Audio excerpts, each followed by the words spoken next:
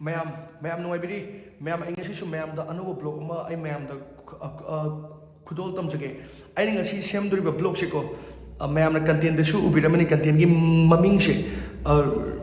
Russia da doctor tambashe, medical MBBS tambashe. Paisa kayam changi admissions kamai tawi magi hostel fees adagi tuition fees chaba thakba kamai tawge haiba ko question ma'am do ai adu do aina khangjaba knowledge ai ma'am da adum share tawjake ai isamak hojik she MBBS ai final year ne bako chahi taruk tamme Russia dadi koi India dana chahi mari muktani na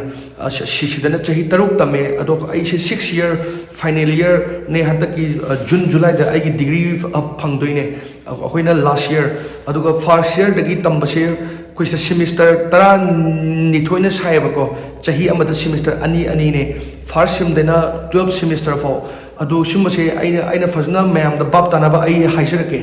hojikse akoise classroom da larine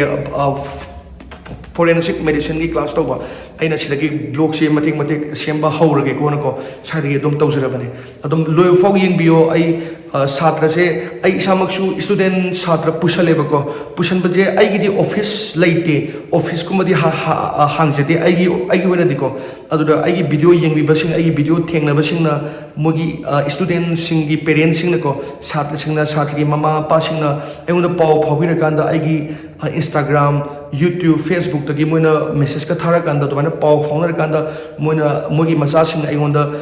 I through Taqi like तंबसुई यावे आई पुलमना छात्र तरा मरी तरा मंगा शुरे बको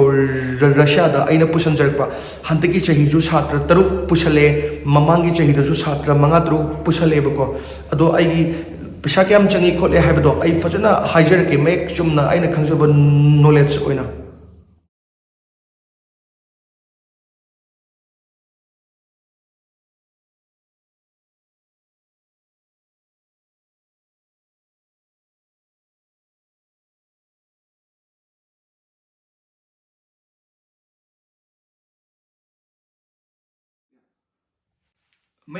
ma'am आई आंगांग like तंबगी fees hostel पैसा हाइद्रिकांदा आई हाना वा खितंग हाइरकेबको मैम हेन ताबदा हेन नुंगाइनबा अखोई छात्र से चंगेदनको छात्र से चंगाब मतुंग स्टूडेंट से लाभ मतुंग मागी वीजा से अखोई सिगी पासपोर्ट से वीजा था अहुम की सिंगल एंट्री नमकनेबको अदुगा अखोइना मल्टीपल ओंथोक्तुने अखोई अदुगा वीजा की एक्सटेंशन तौदुनेबको अदुगी वीजा एक्सटेंशन तौबगी खोई इंडियन सिंगी ओइनदी असिगी ऑफिस तगी लोनने अखोइना तौरकदोजे सिदे एवरी छात्र खुदिमकी मागी वीजा एक्सटेंड तौरगा खोइना कुइना लेबा यानानबने अखोइना लोइना तौरिसे आई इसामक्सु सिदा खोगी वीजा की थबकनेबा आइना तौजे छात्र से करमबद इंडिया थोकी दो छात्र से असिदना कैदौरी मासे इंडिया दगी लाकप्रा अदगी युम द थोकीबा अदगी मागी वीजा की वैलिडिटी कैम वाटली असिगी ऑफिस तगी लोइना तौरक्तोसे अदुगा आई सिदा यूनिवर्सिटी की अखोगी फीस से कमाई तो फीस से अमग मानदेबको अखोइना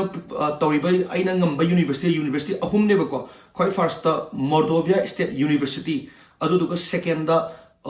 उलियानोव स्टेट यूनिवर्सिटी अदुगा अहुम दा नॉर्थ स्टेट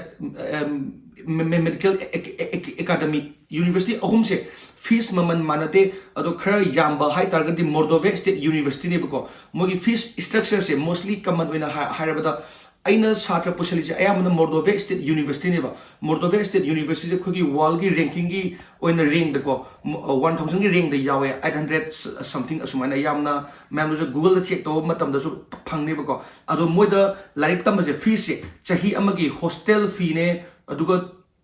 ट्यूशन फीस ने हान फर्स्ट ईयर खर तांगे 4 lakhs 20 मुक अदुमाई ओय अदुगा सेकंड ईयर दगी अमुक 4 lakhs की मया लानी अदुगा थर्ड ईयर द अमुक सुमाने होंगदरक्तोने यूनिवर्सिटी अमगा अदुगा सुमाने लाख मरी ग लिसिंग कुनमुक लेबे यूनिवर्सिटी तांगे ना हायरगदी अमुक खर अहोंबसु लेबको लाख अहोंग लिसिंग आईटी द लई चाही अमगिनिको अदुगा लाख अहोंग लिसिंग कुंथा दसु लई अदु यूनिवर्सिटी डिपेंड तवेबा फीस की मतंग से अदुदुगा हानबा छात्र से फीस की पैसा पीद्रिकांद लाइक तंबगी एडमिशन ना तौरोद्रा एडमिशन लेटर इनविटेशन लेटर अदुगा मागी अंगांगी वीजा यावरनी अदुगा फ्लाइट टिकट दिल्ली दगिना कैपिटल ऑफ रशिया मॉस्को दगिना अंगांग दुगी यूनिवर्सिटी फाउ थिन बसे ꯑꯁꯤꯒꯤ ꯄꯩꯁꯥꯁꯤꯅ ꯂꯨꯄꯥ ꯂꯥꯛ 2 ꯁꯨ ꯂꯧꯏ ꯑꯗꯨ ꯁꯤꯁꯨ ꯌꯨꯅꯤꯚꯔꯁꯤꯇꯤ ꯗꯤꯄꯦꯟ ꯇꯧꯏ ꯂꯥꯛ 1,40,000 ꯂꯧꯕ ꯌꯥꯎꯏ ꯂꯥꯛ 1,90,000 ꯁꯨ ꯂꯧꯕ ꯌꯥꯎꯏ ꯑꯗꯨꯅ ꯌꯨꯅꯤꯚꯔꯁꯤꯇꯤ ꯗꯤꯄꯦꯟ ꯂꯣꯏꯅ ꯇꯧꯏ ꯑꯗꯣ ꯑꯩꯅ ꯁꯥꯇ꯭ꯔ ꯄꯨꯁꯟꯖꯔꯤꯁꯦ ꯑꯩꯒꯤꯗꯤ ꯑꯣꯐꯤꯁ ꯂꯩꯕ ꯅꯠꯇꯦ ꯃꯅꯤꯄꯨꯔꯗꯀꯣ ꯑꯩꯈꯣꯏꯒꯤ ꯁꯨꯃꯥꯏꯅ ꯑꯩꯅ ꯚꯤꯗꯤꯑꯣ ꯈꯔ ꯁꯦꯝꯕꯁꯤꯗ ꯃꯌꯥꯝꯅ ꯏꯟꯇꯔꯦꯁ ꯂꯩꯕꯤꯔꯒ ꯁꯥꯇ꯭ꯔꯅ ꯏꯟꯇꯔꯦꯁ ꯂꯩꯕꯤꯕ ꯑꯗꯨꯒ ꯁꯥꯇ꯭ꯔꯒꯤ ꯏꯃꯥ ꯏꯄꯥꯅ ꯄꯦꯔꯦꯟꯁꯅ ꯄꯥꯎ ꯐꯥꯎꯕꯤꯔꯛꯄꯗ ꯑꯩꯉꯣꯟꯗ ꯏꯟꯁꯇꯥꯒ꯭ꯔꯥꯝꯒꯤ ꯊ꯭ꯔꯨꯗ ꯋꯥꯠꯁꯑꯦꯞꯀꯤ ꯊ꯭ꯔꯨꯗ ꯑꯗꯨꯒ ꯌꯨꯇ꯭ꯌꯨꯕꯀꯤ ꯑꯗꯨꯒ ꯐꯦꯁꯕꯨꯛꯀꯤ ꯑꯗꯨꯒ ꯑꯩꯈꯣꯏ ꯏꯃꯨꯡꯗ ꯎꯅꯕ ꯅꯠꯇ꯭ꯔꯒ ꯑꯩꯒ ꯋꯥꯔꯤ ꯁꯥꯕ ꯑꯗꯨꯒ ꯑꯩꯈꯣꯏ ꯏꯃꯨꯡꯗ उनरगना अखोगी बाबा इमागा अहनगा वारी सानरगा आइगा वारी सानरकांदा अमाना इना छात्रसे सोइदबि लोइना तौरिने अदुगा छात्र पुषनबसे यामना हंगे वीजा कमाई तौबनो अखोगी वीजा इंटरव्यू याउदे अतोप्पा आइदी कंसल्टेंसी आइसे अखोजु कंसल्टेंसी ने अदु तारसु आइदी ऑफिस लेके आइदी सामक सिदा लैबनिना आइ लोइना खंगेबा तो आइदी सामक सिदा इना थबक तौबनिना को हाइदी अंगांगी एडमिशन लेटर से कमाई तौबनो इनविटेशंस लेटर से कमाई तौवी अदुगा लाब अंगांग से स्टूडेंट से छात्र तमेदना माना तमकांदा सुंबा पासपोर्ट टी इसाना सारगा लाने बा इसा तो इसाई तुमदा सिगी पासपोर्ट वीजा ने बा नमक तोइसेको अखोगी सुंबा असुंबस ने को वीजा से असुंबा वीजा से अखोइन लोइन नमदुने विदाउट इंटरव्यू यावन दे अखोइना अखोगी यूनिवर्सिटी की डायरेक्ट इनविटेशन करोतुने बा लाओ यारे हाइबगी अदु सुमा मैम अतोप खर कोन इंटरव्यू याव लई अदु आइगी दी यावदे अदु साबे से तमबा मतुंग को अखोइना स्टूडेंट कार्ड अपीगनी असुमाइना स्टूडेंट कार्ड से खुद तमे हाइबगी अच्छे सांगसे अदुदुगा असिजना खुगी छात्रगी डॉक्यूमेंट्स ने खुगी लाइब्रेरी की को अदुगा असिजे खुगी यूनिवर्सिटी दा चंगबसे एंट्री तौबसे मी से यादेबको अदुना सुंब कार्ड अमा पिरकनेबा सुंब कार्ड से खुगी इलेक्ट्रॉनिक्स नातने तक थमगा गेट तो ती लाउना हांगतोकपदो अदुमाइना लोइना पिरकदोने अदुगा कोई मेडिकल इंश्योरेंस यावे कोई चाही अमगी कोई इमा इपा लेजदबिने सिदको कोई नारे खोले हाई तारीना कोई चाही अमगी मेडिकल सुमाइना कोई हेल्थ इंश्योरेंस है तारे शुंबा मयाम लई अदुना कोई रशिया दा लाइक तमसे पैसा क्याम चंगे हाइबदो आइना इसेंशन हाइबदा चाही तरुक की कोर्स ने चाही तरुक से सांगेना हाई तारगदी मीमी वखल रे काजाकिस्तान दा चाही मंगानी दो चाही छिता तरुक ओय चाही की खलगा काजाकिस्तान चत प्यावे दो खरा मन रशिया ने हेन फैगन रशिया जो लाक प्यावे आई सामक्सु रशिया ने हेन फैगन मतम दो लाक बने हौजिसु तुम बाय मगी वखलों दा लेरे अदु यूनिवर्सिटी आई मयाम खंगे यूनिवर्सिटी कुनमु खंगे अदुगा आइना यूनिवर्सिटी वर्क तौरी से रशिया गोना आइना इसाना खंबा यूनिवर्सिटी ngakne अगोंदा पाव फाविरकांदा आइना स्टूडेंट से मफम चाना आई पुसलेबको अदुना आइना सु सोहेन निंगदबदो अदुगा आई ऑफिस लाइबसु नचदे आइदी इमुंगदो ओइना पाव फाउनरगा खोइ इमुंगदो ओइना खोइ बाबा इमागा थेंगनरगा पाव फाउनरगा तौबनेबको अदुगा मोस्टली यामना मरु ओइबा अमना यामना मरु ओइबा मा हायरको क्लास 12 लोरगा डायरेक्ट मेडिकल तंबे यादे कनागुंबा एजेंट खरना नीट पास तौद्रसु यानिगना हाइबा लेरमगनेबा मतम अमदा यारमे कोई मेडिकल काउंसिल ऑफ इंडिया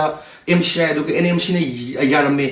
2019 दा कोविड लाकपै मतम चाही अमा निदि यारमगिबको अदो हौजिति नीट पास तौद्रगदि नीट क्वालिफाइड ओइद्रगदि सुन्या यादे सिजे फ्रॉड ने अदुना कोई